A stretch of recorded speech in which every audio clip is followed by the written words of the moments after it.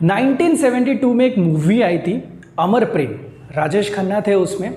और उस मूवी में किशोर कुमार का एक बहुत सुंदर सॉन्ग था जिसका टाइटल है कुछ तो लोग कहेंगे। हाँ भाई, वहाँ पे ये लोग लोगों की बात कर रहे हैं और मैं आज लॉग की बात कर रहा हूँ। तो जैसे लोग कुछ भी कहेंगे वैसे ही लॉग जो है वो बहुत कुछ कह सकता है। Hi friends, this is Raunak sir और मैं आप सबका स्वागत करता हूँ मेरे यूट्यूब चैनल आलसी इंजीनियर पे। दोस्तों, लॉगरिथम की जब बात आती है तो मैथमेटिक्स का ऐसा कोई कॉन्सेप्ट नहीं है जहाँ पे आपको लॉगरिथम की कॉन्सेप्ट ना लगती हो। तो आज हम लोग देखने वाले हैं कि ये लॉगरिथम क्यों होता है, क्या होता है, किस लिए होता है और इसके ऊपर जो न्यूमेरिकल्स होते हैं वो किस तरीके से सॉल्व करने हैं। तो चलिए शुरुआत करते मेरी कुछ एनालॉजीज के साथ।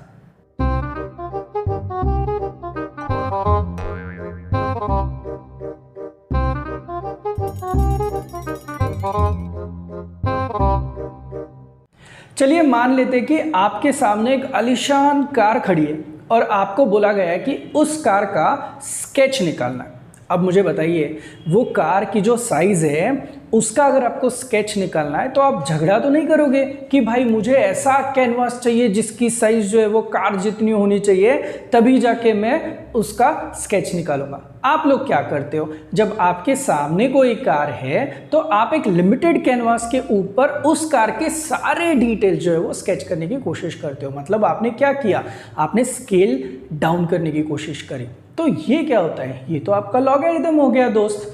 चलो एक और एग्जांपल देखते हैं। देखो, जब कोई क्वांटिटी के ऊपर, जब कोई एक्सपेरिमेंट के ऊपर आपको एनालिसिस करना है तब आप उसको ग्राफ में अच्छे से रिप्रेजेंट कर सकते हो। मुझे बताइए, जब डेटा बहुत ह्यूज होगा तो बहुत सारी जो डिटेलिंग है वो सिंगल पेज पे आप प्लॉट नहीं कर पाओगे। तो इन दैट केस आपको कौन हेल्प करेगा, तब आपको हेल्प करेगा लॉगरिथम। लॉगरिथम जो है, जो हायर वैल्यूज होती है उनको मैप करने में आपको हेल्प करता है स्मॉलर वैल्यूज में, सो दैट बहुत सारी रेंज का बड़ा सारा डेटा जो है वो आप तरीके से प्लॉट करो। फॉर एग्जाम्पल लेट्स हैव, मुझे कुछ क्वांटिटीज़ के ऊपर काम करना है। जैसे कि मेरे पास नंबर लेट्स से 10 है, देन देयर इज 100 नंबर है, देन देयर इज डायरेक्टली ये नंबर है। अब आप मुझे बताइए, अगर मेरे पास नंबर 10, नंबर 100 और उसके बाद जो मुझे नंबर पे एनालिसिस करना है वो अगर मुझे यहाँ पे दिखाई दे रहा है तो now can you please help me. इस केस में अगर मैं प्लॉटिंग करने की कोशिश करूँ तो ये देखो, ये आपका एक्स एक्सिस होता है। क्या स्केल रहेगी भाई, अगर आपने सोचा कि यहाँ पे 10 होगा तो आपको यहाँ पे 20 लिखना पड़ेगा, फिर जाके 30 आएगा, फिर पूरा आगे जाने के बाद कहीं पे आपका 100 आएगा। भाई अगर ये फॉर लेट्स से 10 करोड़ है तो मुझे बताइए ये वैल्यू यहाँ तक आने के बाद पीस ऑफ पेपर में बैठेगा, वैल्यू नहीं बैठेगा। एनालिसिस कर पाओगे, नहीं कर पाओगे। इंस्टेड अगर मैं इस 10 को 1 कंसिडर करूँ, 100 को 2 कंसिडर करूँ और ये जो वैल्यू है उसको अगर मैं 7 कंसिडर करूँ तो आप मुझे खुद ही बता दीजिए कि 1 2 3 4 5 6 एंड 7, तो आपकी ये जो वैल्यू है ये करस्पॉन्डिंग वैल्यू यहाँ पे आ गई। आपकी 10 वाली वैल्यू और 2 वाली जो है वो आपने यहाँ पे कस्टमाइज करी। तो समझ में आया, ये था आपका रेगुलर स्केल जहाँ पे आप लोगों को ये सारी वैल्यू एट स्ट्रोक, 1 स्ट्रोक में आपको प्लॉट करने में बहुत दिक्कत होती है, एनालिसिस में दिक्कत होती है। अब उन्हीं वैल्यू को हम लोगों ने स्मार्टली जो है वो लॉगरिथमिक स्केल में कन्वर्ट किया और अब देखो आप इसका सही से एनालिसिस कर पा रहे हो। एक और एग्जांपल आपको दे देता हूँ। देखो, I have a piece of paper यहाँ पे और मुझे इसको, आपको पता है अगर मैं इसको सिंगल फोल्ड करूँ तो इसका लेयर जो है वो क्या हो जाता है, डबल हो जाता है। सही है कि नहीं? तो मुझे बताइए, अगर मैं सिंगल फोल्ड करूँ तो मेरा लेयर कितना हुआ, डबल हुआ। एक और बार अगर मैं इसको फोल्ड करूँ दोस्तों तो मेरा लेयर जो है वो हुआ 4 टाइम्स। अब मुझे बोला गया है इसको मुझे कितनी बार फोल्ड करना पड़ेगा ताकि मेरा जो लेयर है वो मेरे लेयर्स हो जाए 32 लेयर्स। अब मुझे बताओ 32 लेयर्स होने के लिए 1 का 2, 2 का हुआ 4, करेक्ट है। अब मुझे बताइए 3 लेयर्स में बंदा हो जाएगा 8, 4 लेयर्स में हो जाएगा 16, 5 फोल्ड में हो जाएगा 32 लेयर्स का। तो इसका सिंपल मतलब है कि अगर मुझे 32 लेयर्स चाहिए तो मुझे इसको 5 टाइम्स फोल्ड करना पड़ेगा। देखो आगे जाके करस्पॉन्डिंग वैल्यू, अब ये 2, 4, 8, 6, 12 जो है ये रेगुलर स्केल पे प्लॉट करोगे तो बहुत वैल्यूज काफ़ी वाइड हो जाएगी, आपको एक एक्सिस पे दिखाने में दिक्कत आ सकती है। तो इन्हीं वैल्यूज को आप 1, 2, 3, 4, 5 के करस्पॉन्डिंग ले सकते हो। और तो और कुछ रिलेशनशिप्स इन लोगों में दिख गई आपको, मुझे तो दिखी। ये सब कुछ जो चल रहा है ये चल रहा है विथ अ बेस व्हाट 2। तो आप खुद ही देख लो, मैं यहां पे इस 2⁵ को लिख सकता हूं ना 32। तो देखो if I want 32 layers I should go by what 5 folds with base what base 2 होना चाहिए। बस यही तो लॉगरिथम है। अब यहाँ पे ये जो एक्सपोनेंट अंकल ये किस तरीके से यूज होता है ये मैं आपको बताता हूँ। यहाँ से आपका लॉग कैसे शुरू होता है, देखो डेफिनेशन सिंपल चीज़ है। आपने करना क्या है, आपने ये जो 32 दिखाई दे रहा है ना उसको आपने लगाना है लॉग, लगा दिए।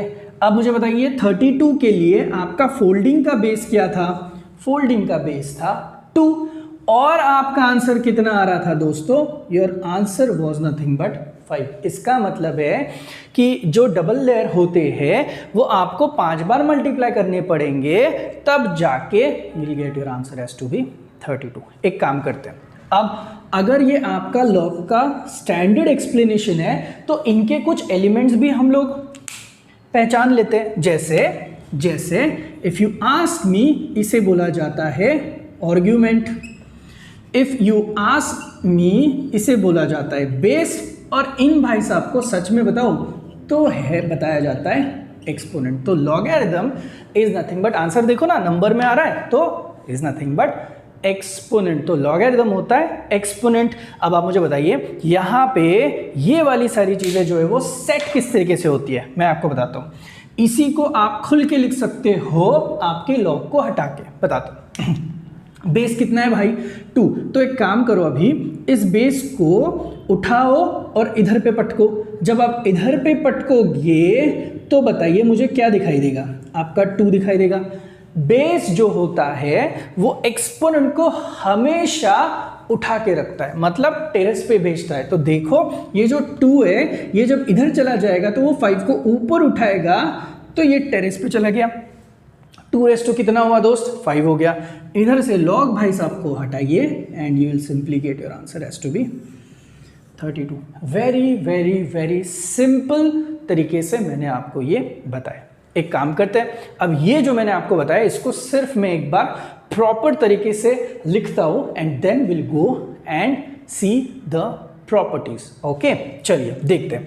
अगर मैं log b to the base a, देखो कैसे मैं यहां पे बोल रहा हूं log b to the base a is equal to x बोल रहा हूं, तो अगर मुझे यहां से इसको प्रॉपर फॉर्मेट में लिखना है तो मैं कैसे लिख सकता हूं। देखो ये a is the base, correct, b is argument and x क्या होता है आपका एक्सपोनेंट है। तो आपको करना क्या है, इस a को राइट में लो और x को वो ऊपर चढ़ाएगा टेरेस पे भेजेगा, तो a रेस टू x हो गया, लॉग हट गया तो आपको ऑफिशियली यहाँ पे b दिखाई दिया। Are you guys now really getting my point. अब सवाल ये है सर ये सब कुछ किया क्योंकि डबल फोल्ड हो रहा था, तो आपने बेस 2 पे किया, तो ऐसे कितने सारे बेस हो सकते हैं भाई, किसी भी बेस पे आप काम कर सकते हो, बट बेस 10 जो है वो आपका स्टैंडर्ड लॉगरिथम का बेस माना जाता है। सो यहाँ पे 10 होगा तो ये स्टैंडर्ड लॉगरिथम होगा। लेकिन अगर इसी लॉग पे कोई वैल्यू के लिए यहाँ पे बेस अगर e हो, e stands for exponent, that is exponential का वैल्यू, e का वैल्यू आपको पता है 2.78 के आसपास कुछ आता है। तो आपको मैं बता दूं इस केस में इन भाई साहब को आप कैलकुलेटर में भी देख सकते हो, this is known to be as natural logarithm, जिनको ln के हिसाब से लिखा जाता है। किसके हिसाब से लिखा जाता है, ln। So let me tell you something, एक है लॉगरिथम जो बेस 2, बेस 5, बेस 10 किसी भी तरीके से आप डील कर सकते हो, जो कि नेपियर जो है उन्होंने इंट्रोड्यूस किया था। उसके बाद एक लॉग है जो कि बेस ई से डील किया जाता है, जो कि यूलर ने डिस्कवर किया था, जिसको नेचुरल लॉग भी बोला जाता है, और जिसको आपके कैलसी पे आप you can just have a look at it, that is written as to be ln। तो काफ़ी बार इंजीनियर और साइंटिस्ट जो है वो कंफ्यूज्ड मोड में रहते हैं कि लॉग का मतलब लॉग वाला बेस क्या है, ln वाला, या फिर log टू द बेस 10 है। तो आपको सिर्फ जानकारी होनी चाहिए। There are 2 types of log, इसमें कुछ भी बेस हो सकता है, लेकिन जब आप नेचुरल लॉग की बात करोगे तब आपका बेस होना चाहिए ई। समझ में आया? अब देखते हैं कुछ properties that are related to logarithms. चलिए देखते हैं लॉग की कुछ प्रॉपर्टीज और उससे रिलेटेड कुछ न्यूमेरिकल्स। देखते हैं सबसे पहले जो हम लोगों ने अभी भी देखा है कि log b to the base a is equal to लिखा हुआ है x। अगर ऐसा है तो अगर आपको यहां से log हटाना है और आंसर निकालना है तो मैंने भी आपको एक ट्रिक बताई थी। ट्रिक तो आप सबको याद है, ये जो a है बेस है, बेस को राइट साइड में लेके जाओ तो वो x को भेजेगा टेरेस पे, तो a रेस टू कितना हुआ x, और इधर से log हट गया तो इज इक्वल टू आपको कितना मिला b। अब कुछ न्यूमेरिकल्स अगर हम लोगों को इस हिसाब से देखने हैं तो देखो, अगर मैं ऐसे लिखूं log 8 अगर मुझे निकालना है टू द बेस 2, राइट, तो मेरा आंसर क्या होगा। तो ये अगर मुझे फाइंड आउट करना है तो आप खुद ही देख लो कि let log 8 to the base 2 is equal to क्या कंसिडर करेंगे हम लोग, x कंसिडर करेंगे। अब बताइए मैंने आपको क्या ट्रिक बोली थी, 2 को राइट साइड में भेजो, तो 2 राइट में गया तो x को टेरेस पे भेज दिया, और इज इक्वल टू कितना हुआ 8। अब इतना तो आपको भी पता है कि 2 का क्या होता है, क्यूब होता है ना 8, तो सिंपल चीज है 2 का होगा cube, that will be equal to 8। तो मुझे x का वैल्यू यहाँ पे ऑफिशियली मिल गया दोस्त। The value of x in this case comes out to be how much, 3। Simple है कि नहीं?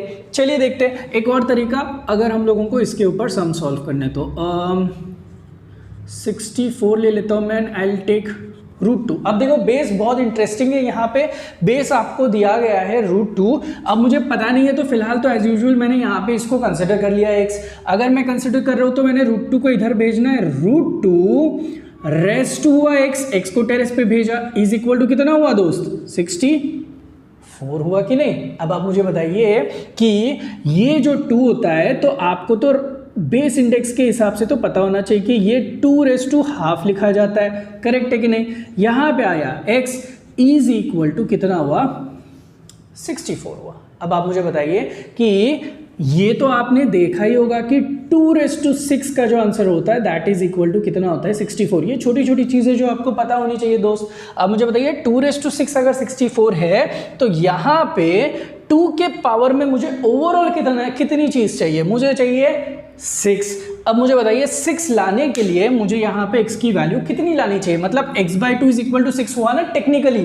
तो बताइए अगर मैंने x को 12 रखा 12, तो 12 को बाई 2 किया तो कितना है 6, तो 2⁻6 हो गया आपका 64। तो मतलब तो अपना बन गया 2⁻½ रेस टू 12 होना चाहिए, तब जाके 64 मिलेगा। मतलब अब आपको यहाँ पे x का वैल्यू मिल चुका है, and value for x in this case is nothing but 12, and that's all. कुछ इस तरीके से आप अगर आपको समझ आए तो ये लॉग का बेसिक प्रॉपर्टी यूज करके सॉल्व कर सकते हो।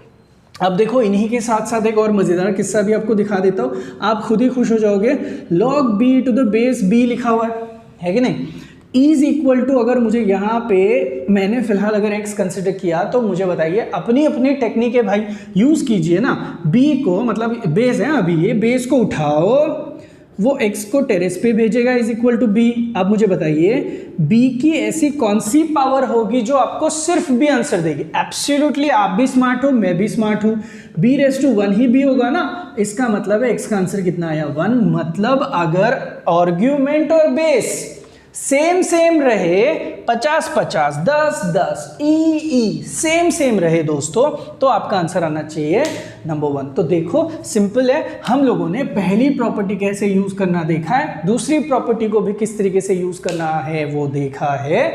अब हम लोग जाएंगे नेक्स्ट कुछ प्रॉपर्टी के लिए। देखो तो सही, अगर मुझे कहीं पे log 8 लिखना है, right, let that be any base, let that be base 10, okay तो मुझे बताइए log a to the base 10 है कि नहीं, तो मैं इसको किस तरीके से लिख सकता हूँ, I can write this as to be log, देखिए दोस्तों 10 एज इट इज, ये जो 8 आपको दिखा रहा है, can I write this 8 as to B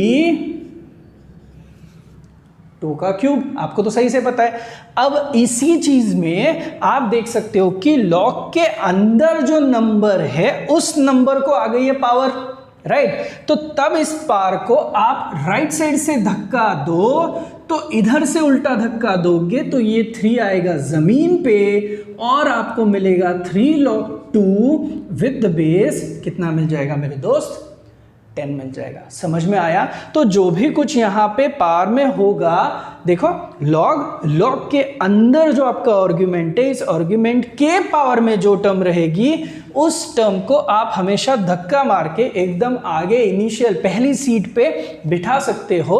तो ये कहती है आपकी property number 3 which is mostly used बहुत सारे कैलकुलेशन में जिसको यूज किया जाता है। तो देखो आपको पहले चारों सम्स में तो कोई दिक्कत नहीं होगी। अब देखते हैं हम लोग कुछ 5 नंबर का ट्रिक। 5 नंबर के ट्रिक में मुझे जाना है लॉग ऑफ, क्या फाइंड आउट करना है दोस्तों, 6, राइट। अब मुझे पता है मुझे log 6 की अगर वैल्यू निकालनी है, what ever is the base अभी मैं फिलहाल आपका कंफ्यूजन ना बढ़ जाए इसलिए नहीं लिख रहा हूं। तो अभी देखो can I write this as to be log of 2 into 3, आप मेरे साथ हो ना, तो log ऑफ कितना हुआ 2 इंटू कितना हुआ 3, 2 इंटू 3 तो 6 होता है। अब मैं बताता हूं द वेरी रीजन लॉगरिथम जब अपना कैल्सी भी नहीं था तब से यूज किया जाता है, इसका सिंपल रीजन था क्योंकि देखो 2 बड़े बड़े नंबर का मल्टीप्लिकेशन करना ज्यादा इजी है या फिर 2 बड़े बड़े नंबर का एडिशन करना ज्यादा इजी है। एब्सोल्युटली आपको कम टाइम लगेगा जब आप एडिशन के लिए जाओगे। तो यही तो खासियत है आपके लॉगरिथम की, जब लॉग के अंदर मल्टीप्लिकेशन रहेगा तो लॉग जो है वो अंदर घुस के उस मल्टीप्लिकेशन को ऑफिशियली कन्वर्ट कर देगा इनटू एडिशन। सो मल्टीप्लिकेशन जो है वो कन्वर्ट होता है एडिशन में, that is extremely important property. Sorry property number 4 miss हो गया, जो भी है मैं बाद में ले लूंगा। देखिए तो लॉग ऑफ कितना लिखा है ए बी, 2 नंबर्स मल्टीप्लाई हो रहे हैं और लॉग अगर है कॉमनली तो जब लॉग सेपरेट होगा तो एब्सोल्युटली इन दोनों का क्या होगा, एडिशन होगा। तो बहुत सारे सम्स जो है वो हम लोग इस बेसिक प्रॉपर्टी की वजह से वर्कआउट कर सकते हो। आप खुद ही देख लो, मल्टीप्लिकेशन कन्वर्ट हो गया एडिशन में, तो एब्सोल्युटली जो डिवीजन होगा वो आपका कन्वर्ट हो ही जाना चाहिए, किस में, सब्ट्रैक्शन में। सिंपल है। तो मल्टीप्लिकेशन एडिशन में कन्वर्ट होता है, डिवीजन सब्ट्रैक्शन में कन्वर्ट होता है, जो कि सबसे बड़ी खासियत है लॉगरिथम की, जिससे काफ़ी सारे सम्स जो है वो आसानी से आप लोग सॉल्व कर सकते हो। क्लियर है? अब प्रॉपर्टी नंबर 4 जो है वो थोड़ा सा मैंने लेट लेना है। देखो अब अगर मुझे log of b to the base a करना है तो एज यूजुअल x कंसिडर करके तो कर ही सकते हैं, लेकिन बहुत बार अगर मुझे कैंसिलेशंस में यूज करना है, सेपरेट आउट करना है, तो log b को लिखो और इस बेस को आप आपके डिनोमिनेटर में जगह दे दो, तो this can also be written as log b divided by log a। याद रखो बेस a जो चीज है उसको आप अदर वे राउंड भी लिख सकते हो, log b तरीके से लिखो और log a को आपको यहाँ पे डिवाइड करके लिखना होगा। लेट्स से अगर मुझे log of 32 to the base 4 करना है, पूछा है, तो मैं इसको अदर वे राउंड तो कोशिश करूंगा ही, बट साथ ही साथ आई विल मेक श्योर कि I will write this as log 32 upon मैं इसको लिख दूं log 4 के हिसाब से, ताकि मेरा काम जो है वो काफ़ी आसान हो जाए। सिंपल है, समझ में आया? तो देखो ये आपका प्रॉपर्टी नंबर 4 जो है उसको भी हम लोगों ने यहाँ पे देख लिया। तो नंबर 1 से लेके नंबर 6 तक हम लोग सब कुछ देख चुके हैं। अब देखो नंबर 7 तो बहुत ज़्यादा इजी है। क्यों इजी है? देखो ना, log 1 with any kind of base, let's have a जो हम लोग हमेशा लेते हैं। तो मुझे बताइए इसका अगर मुझे फाइनली आंसर निकालना है तो मेरा आंसर क्या आना चाहिए? टेक्निकली आंसर इसका हमेशा 0 होता है, बट मैं प्रूव करके दिखाता हूँ ना, let that be equal to x। अपनी प्रॉपर्टी नंबर 1 यूज करो दोस्त। क्या होगा? a जो है वो राइट में चला जाएगा, x को टेरेस पे चढ़ाएगा, इज इक्वल टू 1। मुझे बताओ एनीथिंग रेस टू क्या 1 होता है? सो आप सबको पता है एनीथिंग रेस्ट टू 0 हमेशा 1 होता है, तो आपका यहाँ पे जो x का आंसर है ना दोस्तों वो हमेशा 0 आएगा। अदर वे अराउंड बहुत यहाँ पे परेशान ना करते हुए मैं आपको बता दूं log 1 का आंसर जो है वो हमेशा आपका कितना होगा दोस्त? 0 होगा। समझ में आया? अब इसके बाद जो मैं बताने जा रहा हूँ वो बहुत इंटरेस्टिंग है। इसके बाद देखो, अब तक हम लोग जो नंबर्स देख रहे थे, जो सारे सम्स देख रहे थे, यहाँ पे सारे के सारे नंबर्स जो थे, आर्ग्यूमेंट थे, वो आपके 0 से बड़े नंबर थे, राइट? 0 से बड़े नंबर थे। अब इशू ये है कि क्या हम लोग आर्ग्यूमेंट को 0 रख सकते हैं? मतलब कैन वी फाइंड log 0 का आंसर? तो let me tell you something, log 0 की वैल्यू होती है अनडिफाइंड, तो आप log 0 को फाइंड आउट नहीं कर सकते हो, नंबर 1। दूसरी चीज, चलो सर 0 हो गया, पॉजिटिव नंबर तो कर सकते हैं। अब ठहरा सवाल नेगेटिव नंबर का, तो let me tell you something, negative number का लॉगरिथम बिल्कुल भी पॉसिबल नहीं है। तो आप बहुत सारे मैथमेटिक्स में ऐसे फॉर्मूलाज देखोगे जहां पे log के बाद हमेशा मॉड लिखा जाता है, मतलब अगर कोई वैल्यू नेगेटिव भी है तो do not consider that negative section, उसको आपको मॉड यानी कि पॉजिटिव वे में लेके ही सम को सॉल्व करना पड़ेगा। सो नेगेटिव नंबर का लॉगरिथम जो है वो एग्जिस्ट नहीं करता है।